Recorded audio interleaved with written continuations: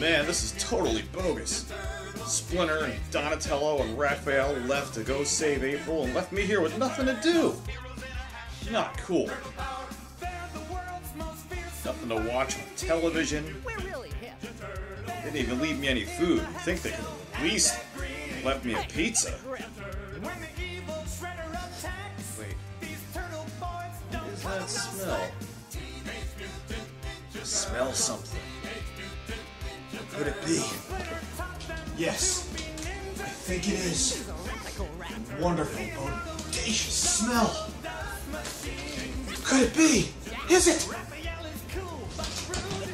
It is! Pizza! Pizza! Mother of loving God, pepperoni, cheese, and mushrooms, it's pizza!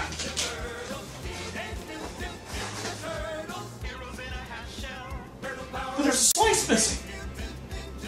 What the? Oh! You don't do that to pizza! You don't leave a full, beautiful cheese pizza, and then... Wait, what's this? Pizza! And Game Boy! Radical dudes! Today we're going to be taking a look at Teenage Mutant Ninja Turtles Fall the Foot Clan by Konami. And if you don't know who or what the Teenage Mutant Ninja Turtles are, then you may need to go and reevaluate your whole life, because I am not going to spend any time explaining that, because you just need to unsubscribe from my channel right now if you don't know what the Teenage Mutant Ninja Turtles are. So at the main screen, there's a cool stage select feature which you can jump to any stage at any time, but you won't get the proper storyline. And you can select one of any 4 of our heroes in the half shell. So the first stage starts out where you're just on the streets and you are looking for April, because that's the beginning of the plot. April's missing, of course. Shredhead has her captured. So our favorite turtles have to go off and trips through all kinds of dangerous traps that Krang and Shredder have laid out for them. And the gameplay is pretty simple, pretty basic, straightforward action platformer. You can choose either B or A to jump and kick. You can squat down and throw shurikens, which you have an unlimited supply at the Foot Clan. And you can also do a jumping jump kick, which does double the damage of a sword or your basic melee attack or a shuriken blow. You can also get pizza to replenish your health, which comes in 2 forms of either the single slice variety or the whole pizza, which will replenish up to 4 health bars. Now, hidden throughout the game, you'll find lots of these power-up levels that Splinter will be hosting. And this one here, you have to leave 1 ninja star remaining. So it's kind of like those little pegboard games. And you're playing against Krang. It's pretty easy, and if you win, you get all of your health back, and if you lose, you get nothing.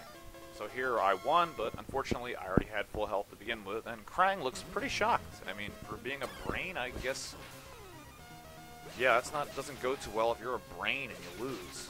And in this part of the stage, you're avoiding the Foot Clan's motorcycle, which you just hear a rev noise. And then this is Rocksteady's boss fight here. He's unbelievably easy to beat. You just jump over a couple of bullets that he shoots, drop kick him, or slash him in the face, and that takes care of him pretty quickly.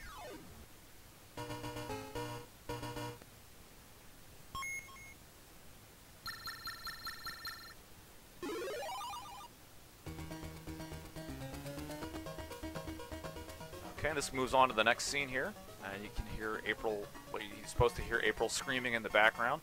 Little sound effect. And this is stage 2. This is, I think, in the sewers. It's just kind of a really ambiguous scene with these crazy pillars that go up and down that do massive amounts of damage if you get hit by them. They actually come down and can crush your head if you walk underneath them, like ones like that. There's also lots of those rolling boulders, which are one of my most hated things to avoid in the game. You have the mousers, which are really done well. I think they look really good to art form. Honestly, I think the whole game looks really, really good, like the Teenage Mutant Ninja Turtles. here on Raphael, it looks a lot better when you're playing it on the Game Boy Color because you can actually, you know, tell the turtles apart a little bit more. But I think for being one of the earliest Game Boy games that come out for the original monochrome Game Boy, it looks really good. So here you're fighting Bebop. He's a little bit tougher because he shoots multiple laser blasts at you, but again, just dodge him, jump over him, hit him with a quick jump kick or a slash of whatever melee weapon you're using here, and he's pretty easy to defeat.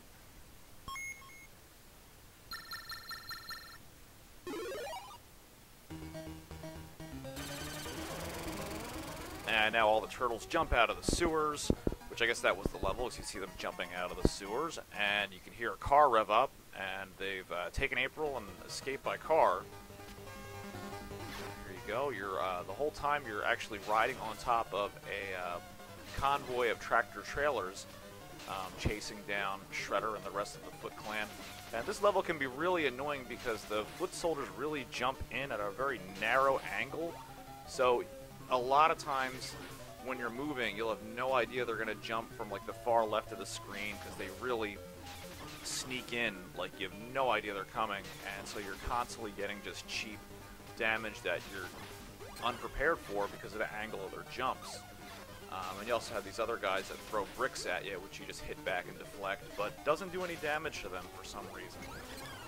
And the boss here is Baxter, who seems kind of hard in the beginning until you realize you can actually just use your melee weapon and destroy the little pellets that he shoots your way, and then just jump over him, jump kick him, and he's pretty easy to beat.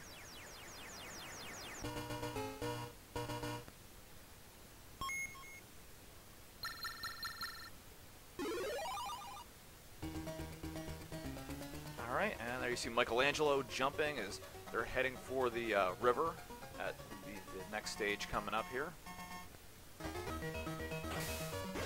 And I really like the music with all of the levels, especially for being on the mono audio Game Boy, and even through the Super Game Boy, which is how I recommend if you have a Game Boy and you like getting into these older Game Boy games and playing them, you can really enjoy them so much more. I don't know if it plays the color ones in color. I believe it does, but it's just such a better experience than, you know, with using the Super Nintendo controller. You can really play the game. Overall, the game's really short. I mean, it usually takes me about a half an hour to beat it. It's very, very quick. Again, if you don't go through levels 1 through 5 in order, you won't get the good ending. So this is the river stage here. You're fighting off fish and jumping back and forth from different logs, and then there's, you know, boulders in the river. Really, that's kind of crazy. But you move really slowly underwater, so it can be a bit of a pain in the butt. And then you have these cave levels, which you'll also encounter another one later on as you get near towards the Technodrome. And these can be pretty tricky to navigate, just because you have so much stuff coming at you from, like, you know, 3 or 4 different angles here. You know, you have like a mouser, and you have that thing coming down, that little spiky ball, and then there's a boulder falling out behind you, so they really just throw everything at you. And this is one of the tougher bosses here, Shredder, where he teleports back and forth from side to side, but all you really have to do is, if he gets close to you, jump over him, but just hit him quickly and then immediately start walking away, and his sword, or his katana, is you're usually out of reach by the time that he swings it. But if you do get hit by that, that takes a massive amount of damage off. Like, every hit will pretty much take off like 2 to 3 bars of your health, and within 3 hits, you're dead pretty quickly if you don't have a good plan of attack fighting Shredder there, which I actually forgot and thought he was the last boss, so which would make sense. But now the next stage, you're headed to the Technodrome. That's really cool artwork for the Game Boy, the way the Technodrome's done. I like the style and the music here. Again, the music is absolutely fantastic for all the levels. Like, the sound effects are just spot on. And you have those little turtle bots. I can't remember their name off the top of my head. I'm sure somebody can remind me down in the comments. But everything's spot on from the series as far as sound effects and everything go. And these laser beams you have come down. It's pretty funny. If you get hit by one of them, you'll actually you see Michelangelo's body there. You can see his turtle skeleton through that. And this is the last part of the Technodrome tunnel you have to go through, just like the last one before Shredder. And you have that moving, spiky, crazy tank thing that comes back and forth randomly. And it can be really difficult because you're trying to dodge all these other enemies, and that just comes out of nowhere. So this last stage can be a bit tricky, but you just have to get the timing down. And the final boss is Emperor Krang from Dimension X. And for an end boss, he is just pathetically easy. Like, he just does these little, like, baby kicks, it looks like. And it just looks like he's kind of throwing a temper tantrum. And, yeah, I mean, no challenge at all. So, looks like he teleported back to Dimension X, or you don't really know if he's destroyed or not. And so that's the final boss of the game. And very simply, we are here to save April. They just seem really calm and collected about that. They're like, oh, well, you saved me. Thank you, Turtles. There's such a lack of emotion there for all the crap you and your brothers just went through. And there goes the Technodrome down into the lava, being destroyed or escaping. And this is the end credits, which are actually really funny with the epilogue. I love the music here. It's like this kind of weird, kitschy 1950s little doodle doodle doodle doodle doodle doodle doodle. It's like a just really goofy music. Freak the Foots, mangled the Mousers, and totaled the Technodrome. That's turtle power. But what about the Shredder and Krang? Turned to toast? Vaporized to milkshake? Or escaped to Dimension X? Until we know, none of us can sleep safely in our beds or shells. And I just think that's so in keeping with the whole Teenage Mutant Ninja Turtle line. Just keep it wonderfully corny and fun instead of having some, you know, stupid basic end credits where you beat the game. Like, they really reward you for the time that you put in with that funny little ending story. And you have the brothers come up with the theme song in the background, looking badass as ever. And then Krang. The end? Question mark? Oh no. A sequel? And there's your top score. Alright, so hope you enjoyed this week's retro review of Teenage Mutant Ninja Turtles Fall of the Foot Clan, and we'll see you back here next time.